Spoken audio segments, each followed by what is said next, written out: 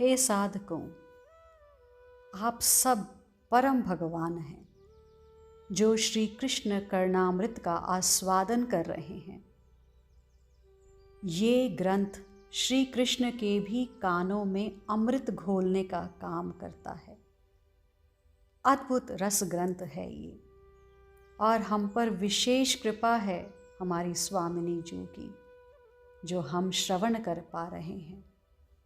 आज श्री कृष्ण कर्णामृत के इस श्लोक में फिर बिलमंगल श्याम सुंदर के नेत्रों में उलझ जाते हैं। हाँ, श्याम सुंदर के नेत्र हैं ही ऐसे, जो देखे वो उलझ जाए। ये नेत्र रस में रंगे, शोभा से खचे, पद पद में अद्भुत लालित्य, हर क्षण नए नए हैं। किसी ने पूछा, बिलमंगल, ये नेत्र ऐसे क्यों हैं? तो उत्तर दिया, प्रणय परिणताभयाम, प्रेम के परिणाम स्वरूप, यानी प्रेम के कारण। प्रेम के कारण इसका क्या अर्थ हुआ? बिलमंगल जी कहते हैं, इनके ये नेत्र प्रेम तत्व से निर्मित हैं। जैसे हमारे देह, नेत्र आदि हाड़ मांस से निर्मित है ना, ऐसे ही श्याम सुंदर के नेत्र नहीं। नेत्र ही क्यों, संपूर्ण वपु, संपूर्ण अंग प्रेम से ही बने हैं। इनमें प्रेम के सिवाय और कुछ है ही नहीं। जैसे अंगूठी, कान के कुंडल, गले का हार, इनमें एक ही तत्व है, वो है सुवर्ण यानी सोना। ऐसे ही श्याम सुंदर का देह केवल प्रेम से ही बना है, इसमें और कुछ नहीं है। फिर नेत्रों में तो प्रेम ही बहेगा, वही तो बरसेगा। किंतु यहां प्रणय शब्द का प्रयोग बिलमंगल ने किया है। इसका अर्थ ये भी है कि इनकी जो नायिका हैं, प्रेयसी हैं, श्री राधा रानी, उनके मुख को दिन रात देखने के कारण इनके नयन ऐसे मत हो गए हैं। ये अपनी प्यारी को कल रात कह रहे थे, हे राधे, तुम्हारा मुख कमल है तो मेरे नयन भंवरे हैं, जो कमल को छोड़कर कहीं जाते ही नहीं। ये अद्भुत प्रणय रस में डूबे हैं। और बात कल की नहीं है, कल के रात की ही नहीं है, ये तो अरब खरब वर्षों से बस निहारे ही जा रहे हैं अपनी श्री राधा को। इन्हीं श्री राधा प्रेम का परिणाम है कि श्याम सुंदर के नयन सुंदर, मधुर और अति रस भरे हो गए हैं। कैसी लाल डोरी सी पड़ गई है नयनों में। हे लालन, कहाँ से रंगा कर आए हो इन नयनों को? अद्भुत नशीले से हैं। जो इन नयनों को देख ले वो तो डूब गया। और इन श्याम सुंदर के नयनों का नशा जल्दी उतरता कहाँ है। यह रंग चढ़ गया, फिर यह रंग उतरता नहीं।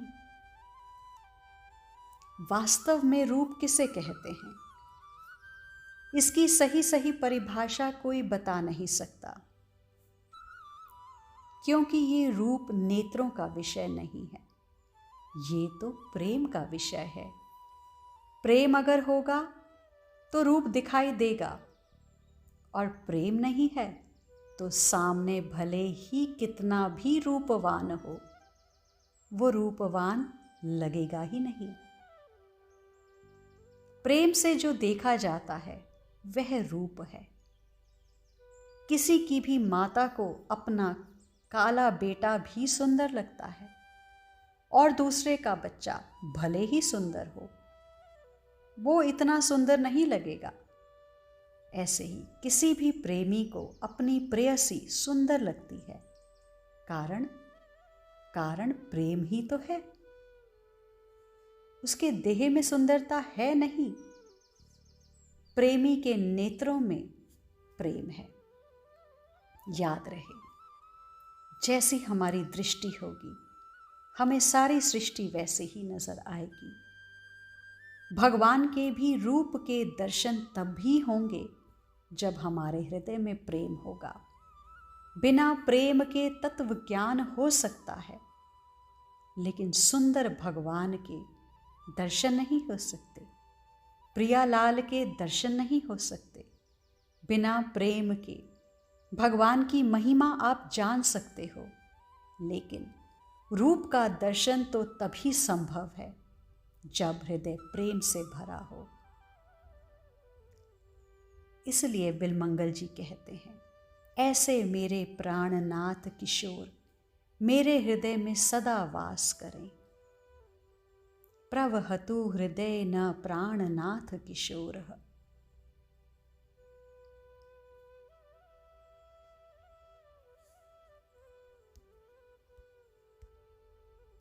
वह माधुर्य का महासागर है। उस सागर में मद का पानी भरा है और उसी मद जल की तरंगे जब उछाल मारती हैं तो सब कुछ बह जाता है। बचना संभव नहीं है। कौन बच सका? शुकदेव, सनक आदि, नारद, शिव, ब्रह्मा आदि सब इस माधुर्य सागर में बहे हैं। फिर साधारण व्यक्ति की बात ही क्या है? ये कहते हैं बिलमंगल। ये तो स्पष्ट है कि बाहरी आंखें बिलमंगल की हैं नहीं। इसका परम लाभ इन्होंने ये लिया कि अंतर्दृष्टि इनकी खुल गई। फिर तो बस उसी किशोर के माधुर्य सिंधु में ये गोता लगाने लगे हैं। श्याम सुंदर माधुर्य के महासागर हैं। यहाँ बताया गया है कि उसमें ऐसा जल है जो मद है, यानी नशा बहुत है उस जल में। सौंदर्य की लहरें उसमें से निकल रही हैं। लहर एक नहीं है, अनंत है। यानी सौंदर्य एक नहीं है कि बस मुखमंडल ही सुंदर है, या अधर ही सुंदर हैं, या नासिका ही सुंदर है। नहीं, हर अंग अति सुंदर है। जो देख ले वो तो गया।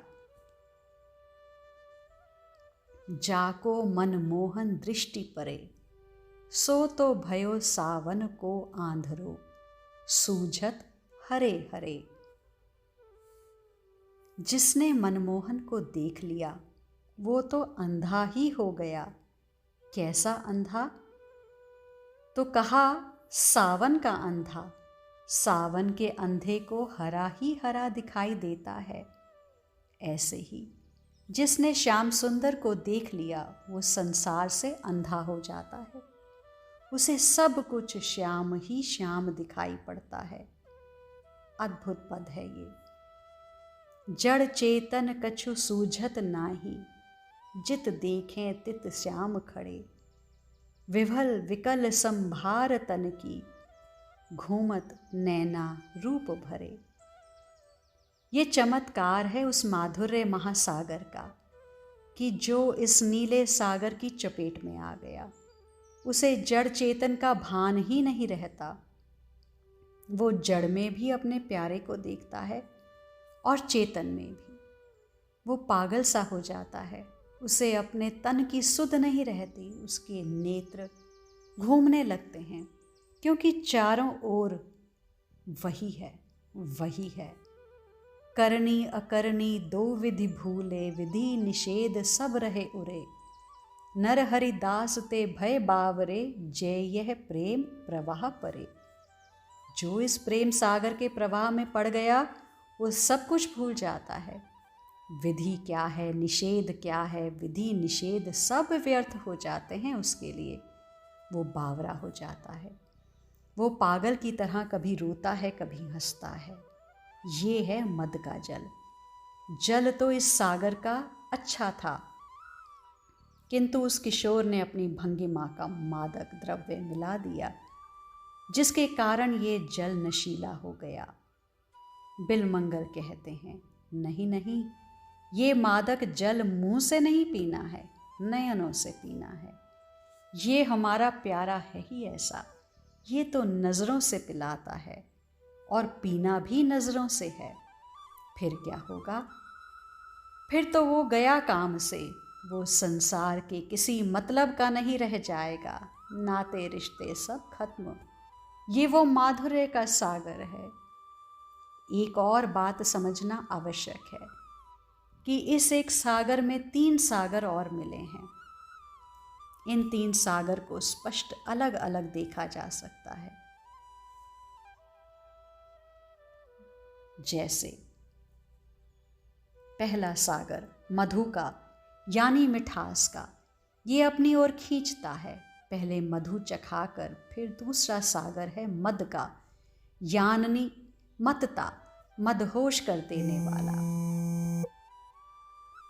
ये मधु के बाद मद पिलाता है, पागल बना देता है अपने लोगों को। तो किसी ने पूछा, फिर तो पीने वाले का दिमाग गर्म हो जाता होगा, क्योंकि मात्रा अति हो गई मद की। तो उत्तर दिया, नहीं, इसके बाद वो शीतल पेय पिलाता है, अपनी मुस्कुराहट का, जिसके कारण शीतलता आ जाती है। इसके पागल फिर शीतल हो जाते हैं। वाह, क्या साकी है! वो माधुर्य का महासागर शांत है, क्योंकि सागर तो शांत ही होते हैं। बिलमंगल जी कहते हैं, ये शांत नहीं है, इसमें तो गजब की उछाल है, और इसी उछाल की वजह से ही तो सब डूब जाते हैं इस सागर में। जो इस सागर की तरंगों के आसपास में भी आया, उसे कोई नहीं बचा सका। क्या शुकदेव बच पाए? जनक बच पाए? शुकदेव की तो निर्विकल्प समाधि लगी थी, किंतु इस माधुर्य के महासागर की लहरें ऐसी उठी कि शुकदेव डूब गए। बेचारे समाधि में थे, पर क्या करें, कोई बचा भी तो नहीं सकता। श्री कृष्ण कर्णामृत में बिलमंगल प्रार्थना करते हैं, हे मेरे नाथ, मन को बहा कर ले जाओ इस महासागर में, सदा सदा के लिए मेरे मन को डुबा दो इस महासागर में, मेरे अंतःकरण को बहा लो इस महासागर में। अद्भुत! मृदु मुस्कान निहार के धीर धरत है कौन, नारायण कै तन तजे कै बौरा कै मौन। इस माधुर्य के महासागर में डूबो तो अपने मन को सदा सदा के लिए। आज के लिए इतना ही, शेष आगे। श्री राधा।